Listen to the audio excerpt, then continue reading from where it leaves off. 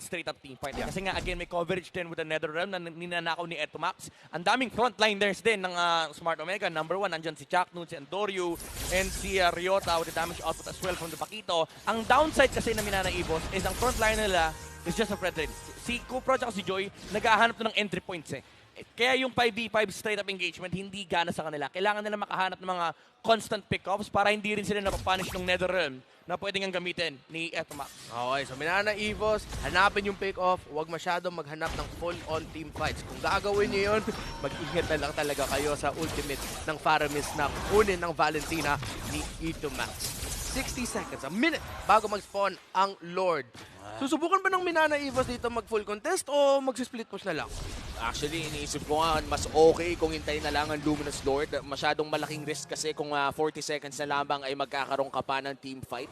Yun yung mga tipo na pag may namatay na isa sa inyo, ang laking dagok para sa upcoming Lord.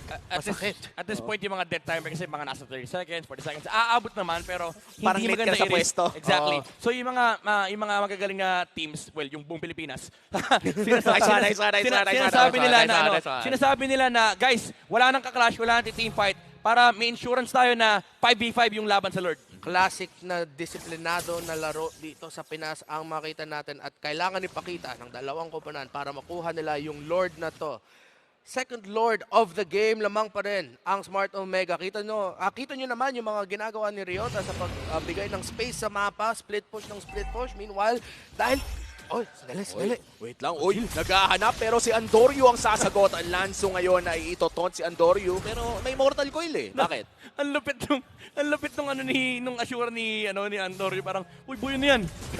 Buyo na yan. Kita ko kayo. Paano yung ginagawa yan? At ngayon, lamang pa rin. Ang Omega, umpisa na yung Lord pero grabe si Kellner. Frontline din talaga. Si Ryota na naman, 1v1 sila na doming AR. Kailangan niya mag-ingat dito kapag nanakap siya yung end nung BMI. Makukombo ka talaga ng Pakito. Masakit din yun. At this point, no, ang taas na rin ang damage ng isang Pakito. Full team fight. Retry battle. Wala pang pick-off ang mangyayari. Gusto ng Omega at alam nila na hindi pwede sila ma-pick-off. Pero marireset yung Lord. Napakagandang Guardian's Barrier.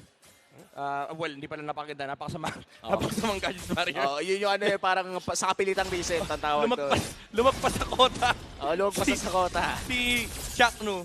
Pero hindi rin kasi nila kita yung Joy at that time, so medyo mahirap din. Kasi nakakatakot din for Kelra. And actually patay na rin kay Andoryu kasi kayang-kaya nakawa yan ni Boyet. Chaknu, naka-power of nature, mukhang makaka-survive naman at makakapag-regen pa. Pero ito na nga ang Lord, Brusco. Sinubukan hanapin si Andoryu, pero ngangalati pa rin ang buhay ng Lord. Chaknu, still alive, still looking for that opportunity. Grabe si Ryota, nagpo-push pa rin at yung space, napapareact yung Minana Evos. Kitang-kita mo, kada pagkita ni Ryota sa mapa at pag-push, gagalaw yung Minana Evos. Consider Chaknu? Wala. Nanakot lang. Welcome sa Filipino Lord Dance. Ganito sa Pilipinas. Takutan. Gusto nila sure. Gusto nila may insurance na, guys, kailangan atin yung retry. Hindi na nakap ni Lanzo, hindi na control ni Lanzo doon si Chaknu. So ngayon, mapupunta naman sa kamay ng Minana Evos. Ito yung classic na Pinoy Lord Dance talaga. Lanzo! Lanzo, nahanap doon sa likod si Brusco. May Andoryong hindi makaalis pero nakapag-mortal coil sa steal. Blazing Duet, manggagaling dito kay Doming pero yung makakancel din yun at pinagtatapak na nga dito ni Ryota. Pero 1-for-1 naman ang sagutan. Buhay pa rin si Kelra. Si Lanzo ngayon ang isusunod nila. Double kill para kay Atoy Army. At gusto pa niya ng pangatlo pero sabi niya, teka lang, titipihan na lang kita. Atoy Army 1-2 tipin. Ginawa na naman yung combo na yun at Omega ang nakakuha ng Lord. Hindi na nakarate. Grabe yung control ng Smart Omega sa frontline. Ang ganda sana ng talon na ginawa ng Minana Evos doon sa may bottom side of the Lord. Ang sakit! Oh my goodness! Ang sakit ng bola ni Kelra! Ang sakit ng bola ni Kelra! Tatapusin na ata nila to! 2-0 ang pangako! At ayan na nga, tinupad! Welcome back! E2 Chakra! Smart Omega! Kelra! At Ryota! Ginawa yung prediction at kita mo ang nangyayari at ginagawa ni Kelra. The winning moment is brought to you by our official sponsor, FWD Life Insurance. What a start for Omega's campaign! Chak Mamba Potion, naubo lang. Naubo lang. Tsaka mama mo sa...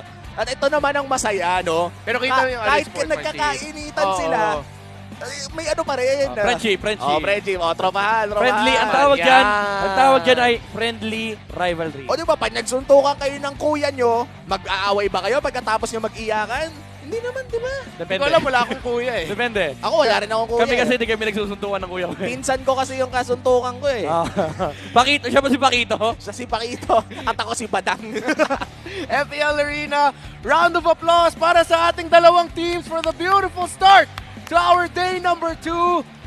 Maraming salamat sa pinakita nilang aksyon and of course, again, kitang-kita mo naman eh. Yung tawag natin dyan, banter. Pampainit lang. Magbe- lang. Semi-best friend yan si Kelra, tsaka si Poyen. Banter-banter lang. Pero kudos sa Minana Evos. Ganda nung Yes. pinakita nila. Very well composed sila nung game number 1. Sadyang nung game number 2 lang is mas well-equipped yung composition or yung lineup ng Smart Omega to deal with yung binatong strategy dito ng Minana Evos. GGWP, Minana Evos, ang ganda ng potential pinakita nila for the rest of the season. Even though na-sweep sila dito, ang ganda ng pinakita nila sa serye na to. And of course, congratulations para sa Smart Omega. Womi, any other thoughts para sa laban? Nakakagulat yung damage ni Kellra doon sa may bandang dulo, no? Kasi ako hindi ko in-expect na gano'n na talaga kasakit. And feeling ko hindi rin in-expect ng Minana Evos because they had the HP. They had the abilities to defend that. Pero parang 2 beses ata nag-crit ng tuloy-tuloy. Yun yung hindi mo alam kung swinerte lang ba o minalat yung kabila eh. Well, kapag meron kang Bruno kasi tapos naka-crit, yung Holy Crit Trinity, yung tatlong crit item. Holy Trinity. Holy Trinity. Sino may Holy Trinity? May Holy Trinity. Yung tatlong crit items. Tapos, I don't think, baka nga may fatal pa doon sa emblem. Talagang mataas yung crit damage and Nagulat crit ako. chance. Nag-fatal nga siya dun sa emblems niya. So, crit talaga yung hinabol ng Bruno and nakita natin kung bakit at in-explain din naman ni Benny Cutie kahapon kung bakit nagbo-Bruno siya kasi sa paglaro ng RG, ang sakit talaga at ang ganda ng laro ni Kahit Bruno ngayon. Hindi daw magaling. Oo. Ang sakit ng Bruno. Yun yung paborito kong quote kahapon eh. Tinanong siya ni Mara, sabi, ano nga ba meron sa Bruno ngayon eh? Kasi kahit nakita ko kasi sa RG, kahit hindi magaling, masakit. Paano pa paghawak na ng magaling? Oo, at nakita naman natin. And agree ako sa sinabi mo, may feeling ko nagulat nga din yung yung Minana Evos dun sa biglaang damage ng Bruno. Kasi yung galaw nila, parang hindi nila alam na ganun na talaga kasakit. Kasi medyo forward pa sila, hindi masyado sila back. Pero biglang dito si Kelra, dash forward, nag-damage. Feeling ko doon na sumigaw yung Minana Evos na, ay, ang sakit, ano to? Aray. Paano yung sakit? Aray, ganun. Ouch. Kahit sino mapapaaray doon eh. Ikaw ba naman, bigyan ka ng 1,200 na crit. Kada sipa mo, no kalahati ng HP bar mo. Ito actually, kagabi din lang na bad trip ako. Bruno moment din. Bakit? Nag-RG ako bago matulog. Hindi na pala dapat. Buti na lang may protection card ako. By the way, may libreng protection card mag-login kayo. Tawag doon, yung Bruno na 2 hits ako. Sabi ko parang hindi ako masaya ngayon mag-ML. Okay. So Bruno, gamitin nyo na sa mga ranked games nyo. Subukan nyo yan with your friends. And of course, I just want to say for Minana Evos again, welcome to the MPL Philippines. Lanzo, ang ganda ng laro ng bagong XP laner dito ng Minana Evos. And before we throw it on over for a quick interview also with Smart Omega, I also want to say, sobrang na-impress ako sa laro dito ni Andorio. Bagong jungler ng Smart Omega. Yeah, yung although